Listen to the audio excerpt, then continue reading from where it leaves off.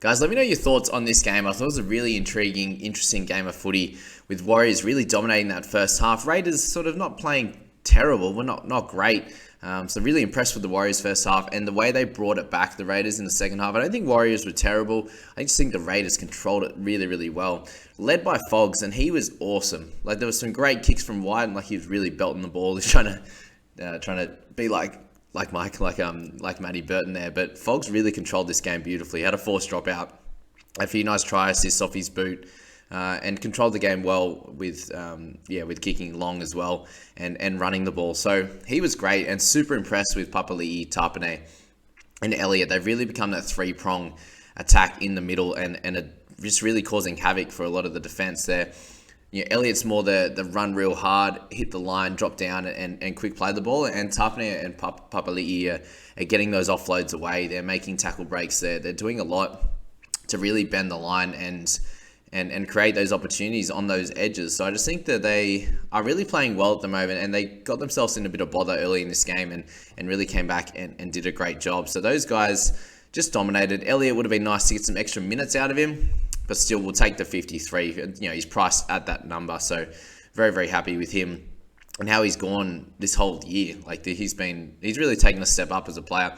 Tapine, I think, has done the exact same thing. He's stepped up, and Papali'i, we know what he could do, and these are some of the games that he can come up with. 28 tackles for him is probably a little bit high for no misses compared to what he normally does. The meter's probably a little bit lower, but he was spectacular with ball in hand. Tohu Harris with the 52. Did what he could in this type of game. Had the 56 in base, so just the two negatives there with the two misses. Did what he had to do. Again, he's going to gain a little bit of money now. He's priced at 649. So good to see him get a bunch of back-to-back 50s and 60s in a row. For Noah Blake, if anyone knows him, does many still kicking? 2%. Probably not many that are playing anymore, but a 43 for him. Corey Harawira, a lovely try celebration for him. 2 tries coming off the bench. I think that using him in that role on that right edge coming off the bench works really well because when he shows the aggression and line running ability that he has, he can be really damaging when fresh. So great 2 tries for him. Chanel Harris-Tavita, he's not too bad at the back actually. Positionally, I think the 3 of them did really, really well, especially in that first half. Not too bad in that first 15-20 minutes. It kind of obviously the scoreline got away from him, but I think he did really well at the back there. It's very interesting what they're doing with Reece Walsh getting that 15 minutes there, and Chanel still playing that 80. Dejan Arce going off. So just a weird situation. I'm not really sure what to comment on it so far. Walsh, I think it's probably the best idea just to give him an immediate release and see what happens there with that one. As I said, Whiten was pretty solid. Obviously, he had the 3 errors there, but really enjoyed his kicking game and running game as well. But obviously, a bit up and down in between, but he was solid there. Xavier Savage, we're worried about him a lot throughout this game. Well, I was, considering I had to play him with Joey Manu going down, but that try assist was really nice. A great offload there, which obviously helped us out. And just limited on the negatives. Just a couple of errors. That one that hit him in the head was pretty funny. 149 run meters, the 3 kick defusal. So 32 was okay. I think we're pretty close to being able to trade him out, especially if Manu's back and you have someone like Kohler there as you can use as cover. I think he's going to be better than Xavier. This was the type of game that you would have wanted him to come out and really dominate, get a couple of try assists, and just didn't happen. So there's still a chance that he can do that on a weekly basis, but I'm not going to bank on it. At 441, he's going to be more expensive than that, but not too much. And his money increasing will slow down a fair bit here. Ewan Aitken with a 31. So we're taking the good and the bad with him. If you own him, he's priced under 50. He should be averaging over 50 or close to it. So he's 31, he's 60 odds on a week-to-week basis. Definitely not what you're looking for. What you're really not looking for here is the 23 run meters, which is the weirdest thing I've seen in a good while for someone that is a good runner of the footy. It's like looking like Kelma Tuolangi's numbers. So, not much to say about that. Bit of a down game for him. A nice try from Dejan Arce early in this game. Joshy Curran getting that bench role. So if he ends up on the bench again, he has to be a sell. And a really sad one that they end up giving, what's his name? We respect management. Murchie? Is Murchie down there? We already went past him. Murchie, big minutes in this one, and Curran only a 36 was a bit frustrating. So if he gets benched again, you got to move him on. And Walsh, if you haven't moved him on since he got moved to the bench, then you have to do that instantly. Wolford as well.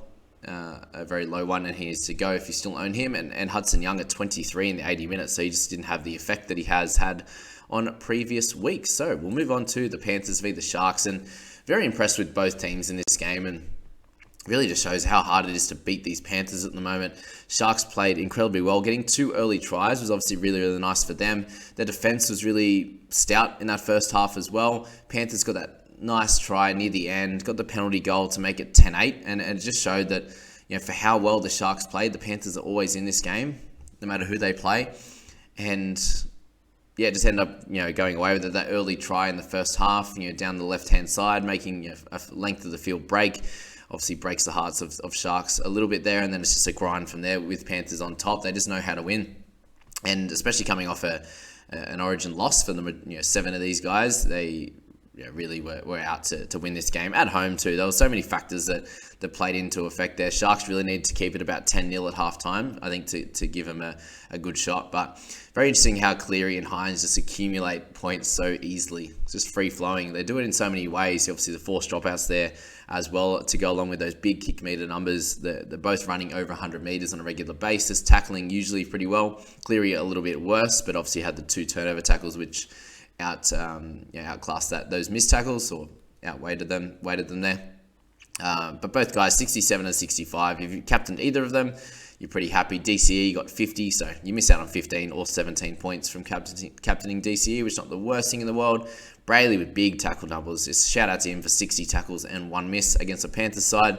Very, very impressive. Rudolph with a big game as well. 38 tackles, 92 meters. Probably would hope for a few more meters, but well done in terms of fantasy scoring. Coruscant, the 52. If you still own him, you're getting him just scoring above where he's priced at. Cam McInnes, I was really loving his output, sitting at a point PPM of 1 for the entirety of the game. And if he played that last sort of 8-9 minutes, whatever it was, he would have got well into those 50. So just unfortunate that he did go off a little bit early. I was banking on that, considering I was talking him up as a big hold each and every week. Last week especially. Just the fact that when he's on the park, it's just so comfortable watching him. He just accumulates those points, and he just needs those extra minutes. And that's obviously the worry. Again, he's been getting around that 51 to 55 the last few weeks. So, scoring about where he's priced at the moment. So, if you want to, you can trade him. If you're like I need a 60, I need a 70. And we'll speak about, obviously, Mr. Cam Murray in the next game as to why you would move on from someone like that. We'll go to a DCE, but a week-to-week basis, 47 for Cam. I know a lot of people traded Cam for DCE, spent that extra couple $100K. They scored fairly similarly. So we'll see what happens next week, but I'll definitely be holding Cammy Boy. All right, we got Luai, 42 was okay. Tungo, 40 was solid there. Yeah, Crichton, you had Taylor May with 33 apiece. Crichton's ear, that's scary. Did everyone see that one? He's got a part of his ear chopped off, which is beautiful. Fisher Harris had a low one, so 45 minutes for him. I think because he's kind of been carrying the team a little bit. Like last week, he had the big minutes, so for him to get 45 in this one and let Isaiah Yeo and a few of the other boys, Liam Martin and co, really help him out in this one. Guys like Sorensen playing bigger minutes did a great job as well. Coruscant the full 80 this one, so that's that. To'o with 38, so he kind of lifted a little bit. I ended up in my head-to-head team, moved him to number 5 when he was at 33, I believe, over at the end of that game, and I moved Raymond Fatala-Mariner and Aaron Booth up. So very interesting now that he's up to 38. If I decide to not play one of those guys and take To'o's 38, what would you guys do? Let me know in the comments. Moving down, we got guys like Talakai who got the 32, Raymond 28, so it shows that you can still have lower games even if you're playing pretty well as a team.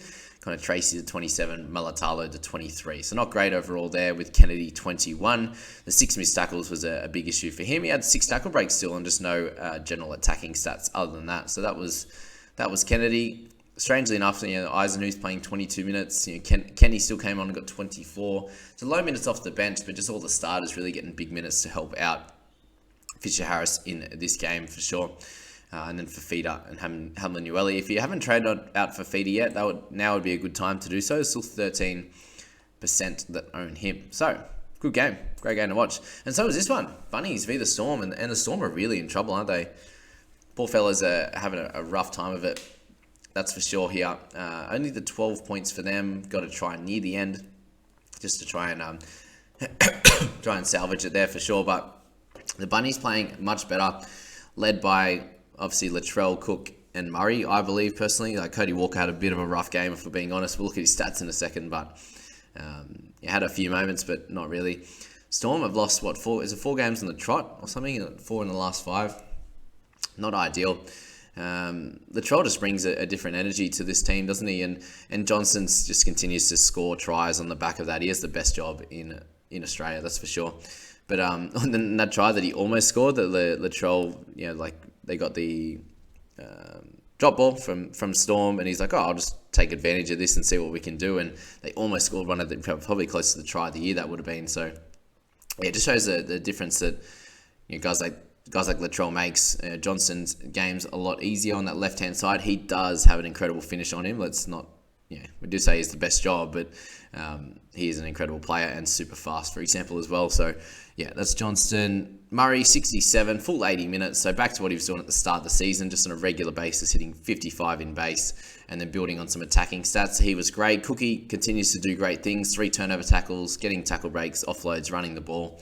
He was great with 64 as well. Colin Matangi, 71. For anyone who owns him, you're really cheering with that one. Try assist and a try for that one, 180 meters. It's awesome. Munster doing his thing without really going crazy. 4 turnover tackles is amazing. Not too many on the negative side, just the 3 missed tackles. So he was good with his 1 line break. Seve with a nice length of the field try. He's been scoring surprisingly well, and he's up another 50k. So we know what he's like though when he does play. He started the year at 450, so he's someone that does score solidly.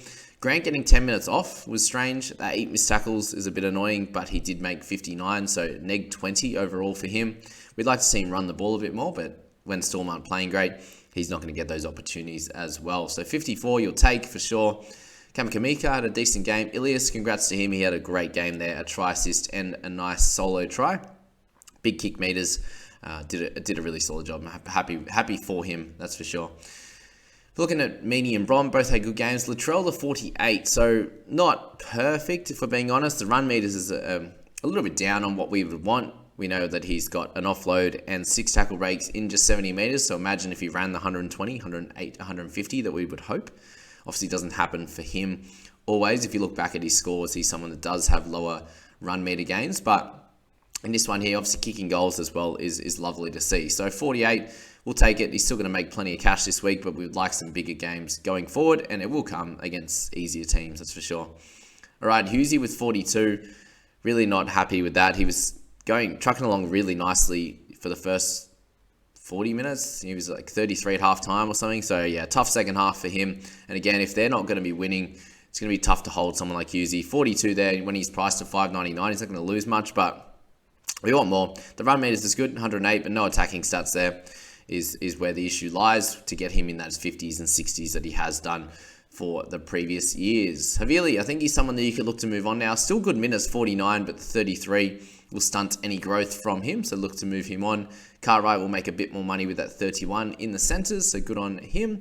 And then looking on from there, Jackson Paulo there with 21, not ideal. Cody Walker, the 10. So he had the 5 missed tackles, the 2 errors, and the 1.5 penalties there. So 37 run meters, not his day, kicking for only 115, and the 2 tackle breaks. So he did increase on that closer to the end of the game because it was pretty bad for a bit there. But that is where they're at. It's very interesting. They're very close to the top 4 now, and I think they have a chance to really compete for the top 4 positions. The big thing right now is just Panthers are a step above every team, and then you've got a bunch that are pretty close there with Cowboys, the Sharks, Broncos, Bunnies, potentially Roosters, Storm. There's a lot there. Pretty much the rest of the top 8 is all on a similar level, I believe. So it's going to be a fun final series when we eventually get there. But I hope you enjoyed that video, guys. Jump in and like it.